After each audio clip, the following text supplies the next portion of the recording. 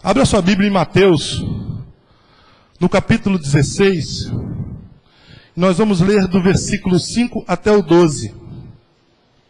Mateus, capítulo 16, do 5 até o 12.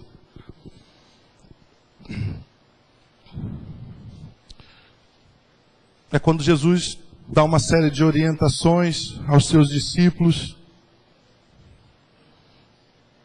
E diz assim a palavra do Senhor. E passando seus discípulos para outra banda, tinham se esquecido de fornecer-se de pão. E Jesus disse-lhes: adverti e acautelai-vos do fermento dos fariseus e saduceus. E eles arrazoavam entre si, dizendo: é porque não nos fornecemos de pão. E Jesus, percebendo isso, disse: porque arrazoais entre vós, homens de pequena fé, sobre o não vos ter de fornecido de pão? Não compreendeis ainda, nem vos lembrais dos 5 pães para 5.000 homens, e de quantos cestos levantastes? Nem dos 7 pães para 4.000, e de quantos cestos levantastes? Como não compreendestes que não vos falei a respeito do pão, mas que vos guardasseis do fermento dos fariseus e saduceus? Então compreenderam que não dissera que se guardassem do fermento do pão, mas da doutrina dos fariseus. Amém? Bom. Aqui Jesus estava dando uma orientação aos seus discípulos. E essa orientação vale para as nossas vidas. Essa orientação são para todos nós que professamos a fé nele. Nesse momento, Jesus está explicando. Jesus trabalhava muito com o povo e com os seus discípulos, através de figuras de linguagem, através de parábolas. Jesus trazia a realidade para explicar da forma mais simples possível ao homem do campo, ao homem simples, ao homem não letrado, aquilo que ele queria mostrar sobre o reino de Deus. Então Jesus trabalhava de uma maneira, ele detinha todas as fontes do saber. Ele era um homem completo, e ele sabia perfeitamente que quando ele iria se comunicar com os mestres e doutores da lei, ele iria usar um outro tipo de linguagem, ele ia botar todo o seu conhecimento à mostra. Mas quando ele conversava com o homem do campo, o homem simples, naquele mesmo momento, Jesus fazia com que ele era entendido perfeitamente. E isso é sinônimo de comunicação.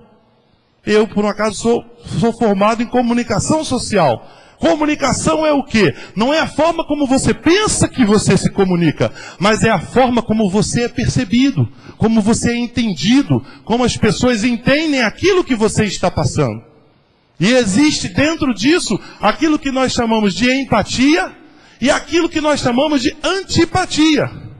Existem pessoas que apenas no falar transmitem para você e para mim uma coisa boa. E existem pessoas que simplesmente no falar, simplesmente no se posicionar sobre um determinado assunto, você não gosta da maneira como aquela pessoa se comunica. Mas Jesus tinha essa facilidade. Ainda assim, ainda com os seus discípulos, Jesus estava trazendo um alerta para o povo. Trazendo um alerta primeiramente para aqueles que caminhavam com ele. E automaticamente, à medida em que Jesus trazia aos seus discípulos a mensagem que ele queria e que eles precisavam, eles a replicavam continuamente para o povo. E para as cidades e para os lugares para onde eles iriam. Eles atendiam o ide do Senhor. E quando Cristo estava falando sobre essa situação, eu quero que você entenda uma coisa muito interessante. Poucas vezes na Bíblia, você tem algo de boa natureza, você tem algo que é bom, que é comparado, ou é usado, ou é uma ilustração de algo que é ruim. E Jesus estava aqui explicando para eles que não estava falando para eles sobre o pão em si. Jesus estava usando o fermento como uma figura de linguagem para eles. Porque vamos falar aqui. Hoje tivemos um café da manhã aqui que trouxeram 2 sacões de pão, né? Saco desse tamanho de pão. O que não faltava aqui era pão. Tem pão agora. Com certeza vai ter alguma coisa de pão na cantina, irmãos. Com certeza. Isso aí. Nada se joga fora, tudo se recria. Então vai rolar alguma coisa de pão. Mas o que eu quero dizer com isso? Todos nós gostamos de pão. Tem alguém aqui que não gosta de pão? Não tem, não vejo. Às vezes tem alguém que não pode comer pão. Porque tem alguma coisa no seu organismo que o impede. Mas todos nós gostamos de comer o pão. E o pão é feito, a sua massa tradicional, que a maioria de nós conhecemos, e ele leva fermento. O fermento não é ruim. O fermento é uma coisa ruim? Não é ruim. Como é que as irmãs iriam fazer bolo, pão e fazer tudo aquilo que necessita de um fermento para que a massa cresça? Se você não botar um fermento no bolo, como é que fica a massa? Totalmente solada, né? Não cresce, fica aquela coisa achatada, não fica aquela coisa fofinha, enfim. Nós, quando Cristo estava falando para eles, nós temos que entender essa situação do fermento. No Novo Testamento, e praticamente em toda a Bíblia, o fermento é visto como algo ruim. A simbologia do fermento, o fermento, principalmente quando lá no Êxodo, na saída do povo do Egito, e os pães, eu vou contar a história de porquê dos pães asmos. Os pães sem fermento. O pão que a gente chama hoje de pão sírio, o pão que a gente chama hoje de pão árabe, é o pão sem fermento. Então o povo estava preparado para sair do Egito. O povo estava pronto. E inclusive dormiram com os calçados atados aos seus pés. Porque a qualquer momento eles iriam partir do Egito. Ou seja, eles iriam deixar de lado aquela vida de escravidão e sofrimento e iam para um novo começo, iam ter uma nova vida, libertos por Deus. Então naquele momento, as mulheres não acrescentaram o fermento na massa dos seus pães, porque demorava muito tempo para que a massa crescesse e eles não teriam tempo. A ordem foi para que se levasse o pão sem fermento, para que se deixasse tudo pronto, e porque se o pão fosse utilizado com o fermento, ele iria estragar naquela caminhada. Então não poderia ter o fermento, irmãos. E depois de todas essas explicações, e o povo saiu dali e saiu levando aqueles pães sem o fermento. Então, simbolicamente, acompanhe comigo, o povo estava saindo da onde? Do Egito. De uma vida de tristeza, de uma vida de escravidão, de uma vida de problemas, de uma vida em que não havia esperança, em que não havia alegria, em que só havia trabalho, tormento e futuro o mais negro possível. Estavam deixando aquela vida e sendo libertos pelo homem que estava sendo o líder, ungido e usado por Deus, Moisés, através do poder de Deus, saindo do Egito. Iam começar aquela caminhada, aquele começo lindo daquela caminhada. Começo lindo, em que Deus iria prover todo e qualquer escape para a vida deles. No Mar Vermelho e etc e tal. E eles caminharam e eles assim saíram. Assim também, o fermento velho, ele muitas das vezes fica impregnado nas nossas vidas. Muitas vezes o fermento velho, aquilo que era de uma vida passada, ainda se encontra presente nas nossas vidas. Acompanhe comigo, por favor, queridos. O aumento do fermento faz algo que não é um aumento da substância. O fermento, ele faz com que a massa, ela simplesmente seja aumentada. Ele não acrescenta nenhuma substância ou qualidade. Com ou sem fermento, o peso da massa é o mesmo. Então o fermento, ele é acrescentado à massa, e depois de acrescentado à massa, você dificilmente consegue separá-los. Porque quando você acrescenta o fermento à massa, você o mistura à massa. E ele fica impregnado. A coisa mais difícil é você depois separar o fermento da massa. E dentro de um outro texto que nós queríamos colocar aqui, quando ele diz aqui sobre a doutrina dos fariseus, o que representava o farisaísmo? O que representa o farisaísmo? representa hipocrisia, representa algo em que simplesmente, dentro daquele contexto, os fariseus faziam o quê? Pregavam e não praticavam. Colocavam a religião e as suas leis, os seus dogmas, acima do amor. Acima do amor ao próximo, acima do amor a Deus. Eles não aceitavam que Jesus curasse no sábado. Aquilo era complicadíssimo. Não estavam um pouco se importando com quem foi curado, com quem recebeu a graça, com quem recebeu a bênção. A preocupação é que a lei não estava sendo cumprida. Então esse era o tipo de gente, esse era o tipo de pessoas em que Deus, e que Jesus Cristo, estava dizendo para os seus discípulos: acautelai-vos. Tenha cautela, tenha cuidado. Acautelai-vos se separe dessas pessoas, não se junte com essas pessoas, não esteja com elas, para que não sejais o quê? Contaminado. E quando nós continuamos a caminhar aqui, e você abra por favor, em Marcos 8,15, logo depois aí,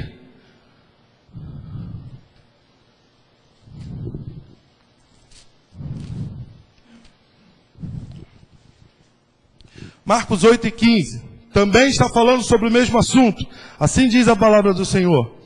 E ordenou-lhes dizendo: olhai, guardai-vos do fermento dos fariseus e do fermento de Herodes.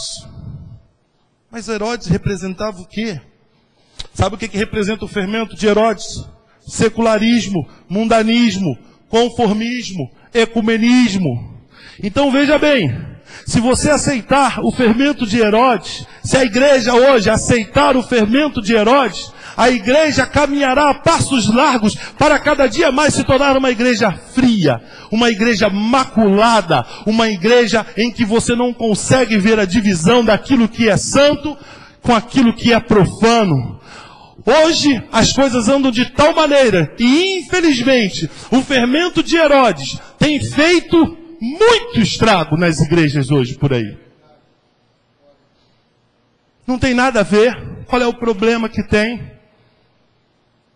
Uma coisa é a religião, outra coisa é a vida social. Eu preciso fazer isso, eu preciso fazer aquilo. Eu vinha negociando um contrato com uma pessoa dentro do meu trabalho. É muito engraçado isso, irmãos. Não falei isso, enfim. Eu vinha negociando um contrato com uma pessoa que se diz crente e que você vê que é uma pessoa que tem todos os trejeitos de um cristão, fala como um cristão, ora como um cristão, faz tudo como um cristão. E na hora H, ou seja, na hora das coisas acontecerem com uma instituição pública, essa pessoa manda entregar uma nota de 500 mil reais, em que vai ser atestado que se recebeu 500 mil reais, só que só está mandando 250 mil reais. E essa mesma pessoa depois, sabe o que essa pessoa faz? Ora e agradece a Deus, e pede a bênção de Deus, e pede e oferta, e dizima, e faz um monte de coisas. Sabe o que é isso? Fermento de Herodes. E eu disse para essa pessoa: eu não me misturo com isso. Eu não posso me misturar com isso. Eu não preciso disso. Ainda que sejam 40 milhões de reais de negociações, eu não me misturo com isso. Porque eu prefiro a minha salvação. Eu prefiro a minha salvação, irmãos. Sabe por quê? Isso é roubo. O nome disso que está se fazendo, eu expliquei para essa pessoa, o nome disso que está se fazendo é roubo, é desvio de dinheiro, é apropriação indébita, é fraude, é crime federal, é crime. Eu não faço isso. E como você depois vai perguntar para o Senhor por que você está passando por todas essas provas? Eu disse para essa pessoa: como você depois dobra o seu joelho e agradece porque teve uma vitória? Isso não é vitória, isso é derrota. À luz dos homens pode ser uma vitória, mas está caminhando, fazendo com que você caminhe a passos largos para o inferno. E diga você o que você quiser. Eu não estou no seu coração e não estou lhe julgando. Mas pelos frutos os conhecereis. Então, meu irmão, determinadas coisas estão entrando e se impregnando na igreja santa e imaculada, que não é do pastor Roberto, não é de nenhum dos pastores, é do Senhor Jesus. E essa igreja, ela tem que permanecer santa e imaculada para ela entrar sorrindo nos portões celestiais. E nós somos essa igreja. Sabe o que acontecia na Páscoa? Sabe o que foi determinado? Deus determinou na Páscoa com Moisés ali, depois disso tudo, Deus disse o seguinte: e farão pães asmos para celebrar a Páscoa. Não a Páscoa fantástica que nós celebramos aqui e que, graças a Deus, domingo que vem estaremos celebrando. A Páscoa do Cordeiro Santo e Imaculado Jesus, autor e consumador da nossa fé. Não era essa Páscoa, mas era a Páscoa do povo de Deus naquela altura. Sabe como é que era feito o fermento? Sabe como é que era guardado o fermento dentro do povo de Deus?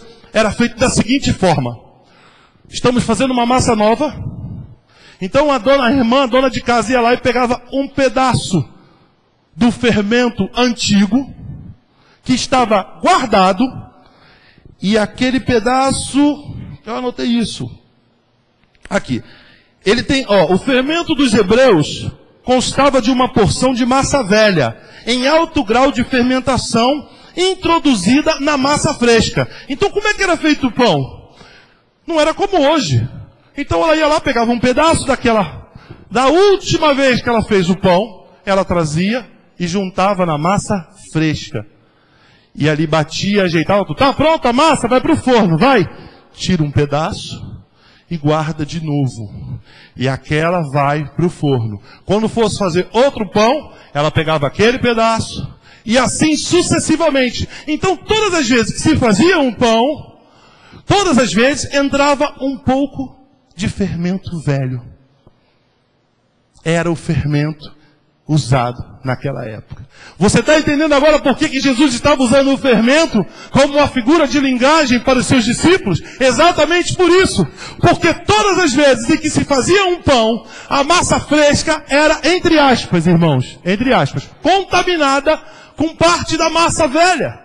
Porque era necessário para que ele crescesse. Mas como nós já sabemos, o fermento, ele não traz nenhuma substância nutritiva para a massa. O fermento, ele não faz nenhuma mudança dentro da estrutura celular daquela massa. Ele simplesmente vai fazê-la crescer. Ou posso usar um outro termo, vai fazê-la inchar. O fermento dos fariseus era a hipocrisia, que vem da palavra grega hipócrisis. E isso quer dizer, quando eles criaram essa palavra, eram para aqueles bailes que eles iniciavam de máscaras. Então, a máscara, quando colocada na frente, criou-se daria o nome de hipócrisis, que era o quê? Que não era quem você estava vendo, era a máscara que estava à sua frente. Era uma hipocrisia na nossa língua. Então estava ali então essa palavra foi criada exatamente por isso, para designar aquelas pessoas que fingem ser quem não são, ou aquelas pessoas que fazem coisas em oculto, onde a palavra de Deus diz que tudo há de ser revelado. Então dentro dessa questão, dentro disso que nós estamos vendo, se Jesus já avisou para eles para se acautelar, para se afastar do fermento dos fariseus e dos saduceus. Sabe qual era o fermento dos saduceus? Liberalismo. Pode tudo. Agora vale tudo. Como o pessoal diz aí, né? Liberou geral. Agora vale. As igrejas hoje enchem quando as pessoas começam a identificar que é algum tipo de manifestação sobrenatural. Olha, você vai ali, que eu vi isso acontecer, etc e tal. Há uns anos atrás, eu passando pela Boiúna, passei em frente a um lugar chamado Frei Luís, lá do Frei Luís. E tinha uma fila tão grande do lado de fora, Eu não entendi nada daquilo, aquele local, eu não sabia o que era na altura. E eu fui perguntar. As pessoas estavam ali em busca de curas espirituais. As pessoas não querem o compromisso, mas as pessoas querem as benesses. Seja do Evangelho, seja de um suposto Evangelho, as pessoas querem receber as benesses. E Jesus quer que você e eu tenhamos o quê? Compromisso com Ele. Jesus quer que eu e você sejamos diferentes. Ele não veio para que eu tenha uma vida mesquinha. Ele não quer que eu fique tendo uma vida, sabe, rude, uma vida sem graça e triste. Ele veio para que eu tenha uma vida abundante. Você já pensou? Jesus tem um trabalho danado, morre na cruz do Calvário, ressuscita, pega a tua cédula de dívida, a minha, rasga, crava na cruz do Calvário, fala, olha, a partir de agora eu respondo por vocês, para a gente ter uma vida medíocre? Para que ele deu tanto trabalho? Nós somos a menina dos olhos do Senhor. Você é preciosíssimo para Deus. A tua vida tem muito valor para Deus. Pode não ter para ninguém, mas você é muito precioso para Ele. Às vezes as pessoas, semana passada eu estava vendo, quando cheguei em casa, o Fantástico, uma pessoa depressiva, e a depressão é a doença do nosso século. É a doença. Segundo dados aí da Organização Mundial de Saúde, daqui a 30 anos, mais de 30% da população pode ser depressiva. E a depressão, ela começa aqui dentro, na mente. Na mente. E principalmente quando as pessoas começam com sentimentos de autorrejeição, ninguém me ama, ninguém me quer, ninguém gosta de mim, tudo é contra mim. Eu tenho um amigo que já tem esse jargão, tudo acontece comigo. E acaba acontecendo tudo com ele mesmo. Ele sempre fala isso, eu sabia. Ele diz, eu sabia, é o Herbert, ele diz, eu sabia isso, tinha que ser comigo. Quando chegou a minha vez, deu tudo errado. Eu falei, assim como você se imagina, assim você é, diz a palavra de Deus em Provérbios. Assim como você se imagina, assim você é. Então, irmãos, quando a palavra de Deus fala, através de Cristo, para nós nos acautelarmos do fermento velho, do fermento dos fariseus, dos saduceus, sai fora da hipocrisia, sai fora da mentira, te aparta daquele neoliberalismo que hoje reina, sai fora também desse problema do fermento de Herodes, que é o ecumenismo. Todos os caminhos levam a Deus. Não levam. Não levam, irmãos. Jesus mesmo disse, eu sou o caminho, a verdade e a vida. Ninguém vem ao Pai se não for por mim. Jesus Cristo é o único caminho. Ele é o único caminho. Não adianta o que as pessoas venham dizer. Ele é o único caminho. E quando ele coloca isso, ele vai mais além. Você quer ver como é que ele vai um pouquinho mais além? Abra a sua Bíblia. No livro de 1 Coríntios, capítulo 5.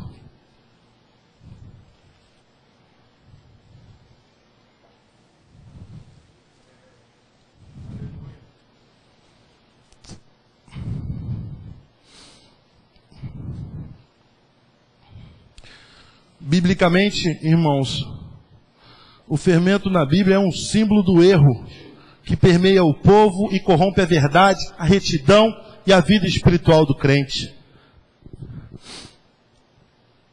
O fermento, ele altera as propriedades da massa, levando a ficar volumosa, mas não altera a essência da massa. Ou seja, eu e você fomos feitos à imagem e semelhança do Deus Altíssimo.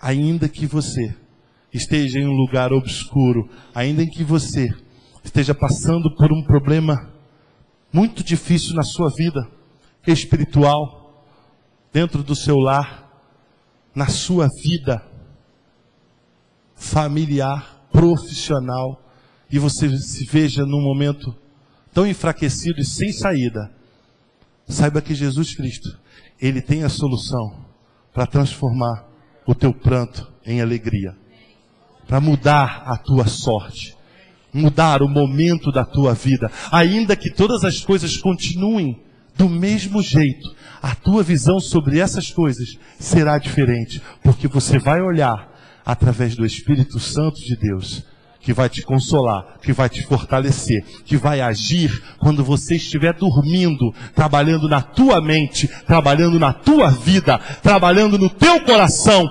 fazendo com que aquilo que você acha, ou que você achava que seria o certo, caia por terra e entre a graça de Deus sobre a tua vida e comece a mudar os parâmetros. A visão é a mesma, os parâmetros são outros. Diz assim a palavra de Deus em 1 Coríntios, eu não disse onde, né? 5, de 7 a 8. Eu sou tão enrolado com esses óculos, até hoje eu não consigo ainda. Diz assim a palavra do Senhor: alimpai-vos, pois, do fermento velho, para que sejais uma nova massa, assim como estáis sem fermento. Porque Cristo, a nossa Páscoa, foi sacrificado por nós, pelo que façamos festa, não com o fermento velho, nem com o fermento da maldade e da malícia, mas com os asmos da sinceridade e da verdade. Oh, glória! Oh, aleluia! Maranata, vem Jesus! Olha que coisa interessante, irmãos. Alimpai-vos. Sabe o que isso quer dizer? Que eu e você temos que agir, tomar a decisão, para que o Espírito Santo possa fazer a obra dele. Alimpai-vos. Afastai-vos. Alimpai-vos. Quando entra nessa parte, o fermento velho aqui, eu quero que você agora lembre da sua vida sem Cristo. Esse é o fermento velho. A sua vida sem Cristo, como é que ela era antes? Ela era todo um fermento velho. Ela não tinha um pedaço de um fermento velho introduzido numa massa fresca. Era todo um fermento velho. Só que após você conhecer aquele que reina absoluto em nossas vidas, Ele transformou você em uma massa fresca. E a mim também, imediatamente, através do poder da salvação, através da fé e principalmente da graça de Cristo sobre as nossas vidas. Então, eu e você passamos a ser uma massa fresca. Sabe qual é o sinônimo de massa fresca? Nova criatura. Glória a Deus. Nova feitura, nova criatura. Eu e você passamos a ser uma nova criatura. Então ele diz aqui: alimpai-vos do fermento velho, para que sejais uma nova massa, assim como estáis, sem fermento. Sem fermento. Porque Cristo, a nossa Páscoa, Ele foi sacrificado por nós. Muito mais felizes nós somos, porque tivemos o Cristo como a nossa Páscoa, do que o povo judeu naquela altura. Muito mais felizes nós somos por isso. Sabe por quê? O sacrifício dele foi único. Ou você toda semana vai fazer um sacrifício ao Senhor Jesus pelos teus pecados? Você levanta um altar, você queima um incenso, você sacrifica algum animal, por ele ter feito a obra na sua vida, ela foi completa. O véu que separava, já não separa mais. Ele rasgou o véu de cima a baixo, foi até as profundezas da morte, e trouxe a chave da vitória para cada um de nós. Para todo aquele que nele crê, não pereça, mas tenha a vida eterna. E aí dentro disso que nós estamos falando, aqui o fermento do velho era o tempo em que nós estávamos dominados pelo pecado. Já não estamos mais. E aí entra aquilo que eu falei da época da festa, da Páscoa dos judeus. Exatamente como está aqui. Você quer ver? Rapidinho. Êxodo 13, o versículo... Eu vou lembrar aqui na hora que abrir.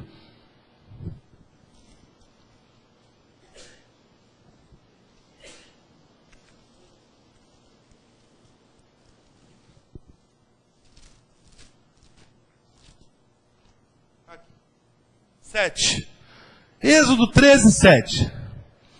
7 dias se comerão pães asmos, e o levedado não se verá contigo, nem ainda fermento será visto em todos os teus termos. Coisas fermentadas simbolizavam a corrupção, o mal e a impureza moral. Então, dentro disso aqui, nós temos Cristo, a nossa Páscoa. Eu queria que você fizesse uma reflexão nessa noite. Sabe por quê? Porque um pouco de fermento velho faz levedar toda a massa. Um pouquinho de fermento velho faz com que aquilo que Deus está querendo trabalhar na tua e na minha vida seja adiado. Fermento velho, ainda que seja um pouquinho, na minha e na tua vida, faz com que os planos de Deus sejam adiados. A obra de Deus há de ser completada na sua vida de uma forma diferente. Sabe por quê? Porque é imperativo para mim e para você.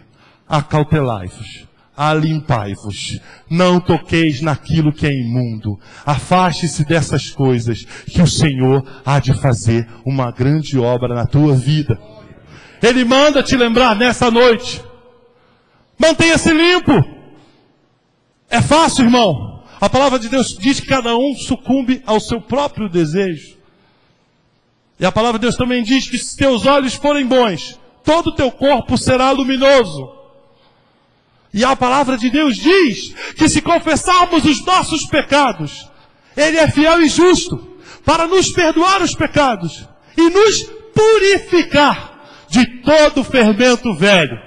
E nos purificar de toda a injustiça. E nos purificar de toda a palavra maldita. E nos purificar de toda a artimanha das trevas. E nos purificar de toda a armadilha satânica. E nos purificar de todo e qualquer laço do inimigo. Caia por terra na tua vida. Em nome de Jesus. Em nome de Jesus. Em nome de Jesus. Que o fermento velho não se chegue no pão limpo que foi separado, que é a tua vida por Cristo Jesus.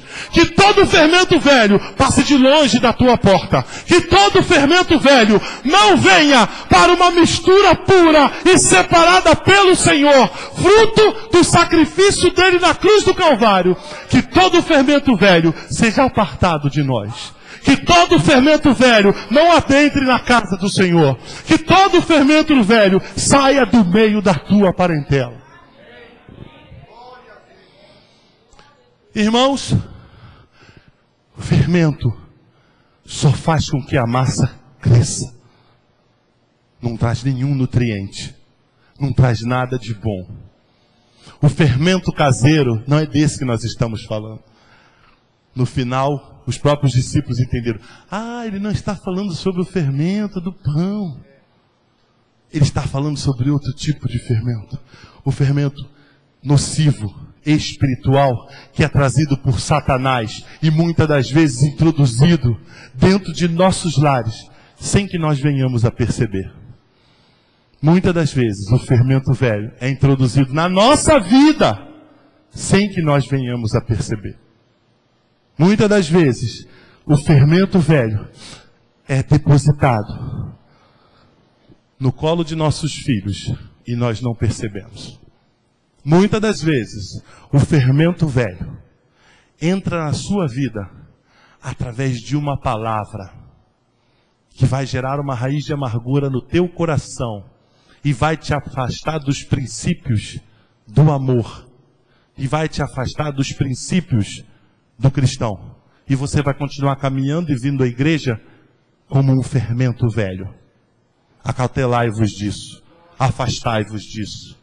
Isso vale para a minha vida, isso vale para a tua vida.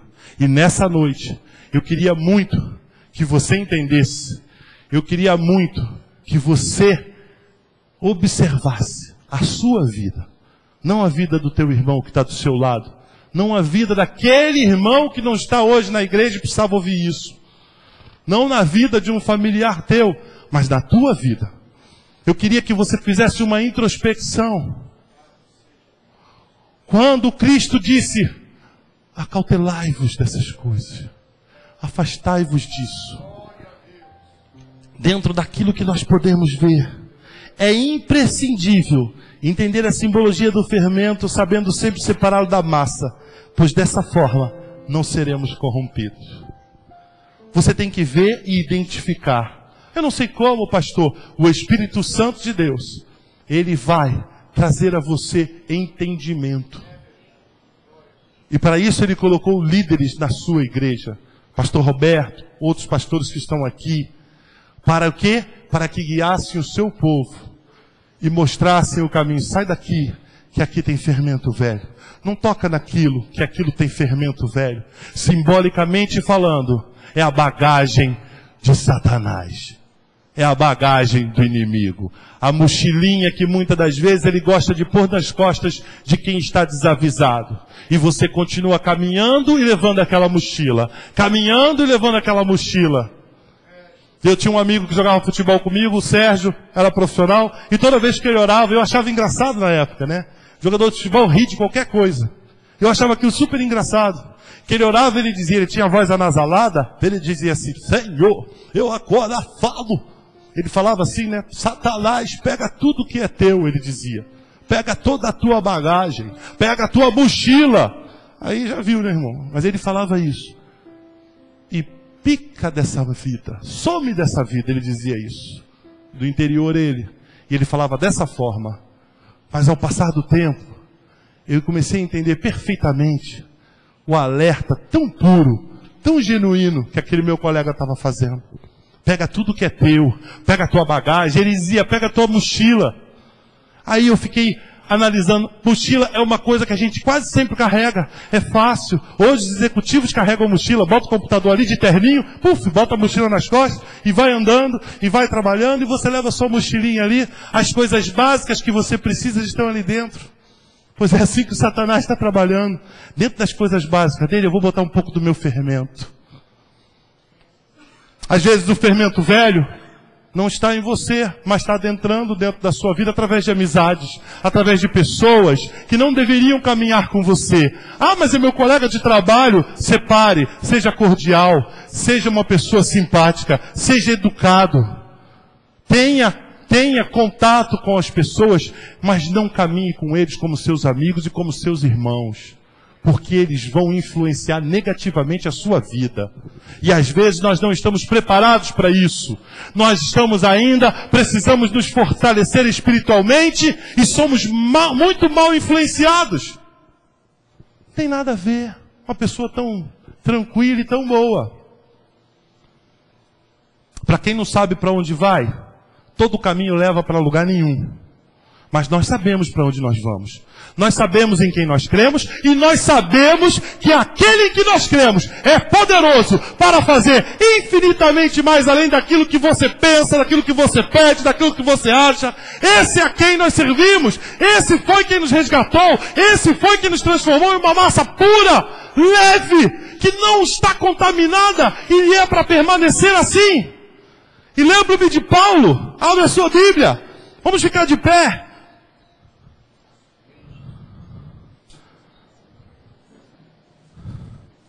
Uma coisa eu faço, Filipenses 3, 13 e 14. Olha o que ele faz.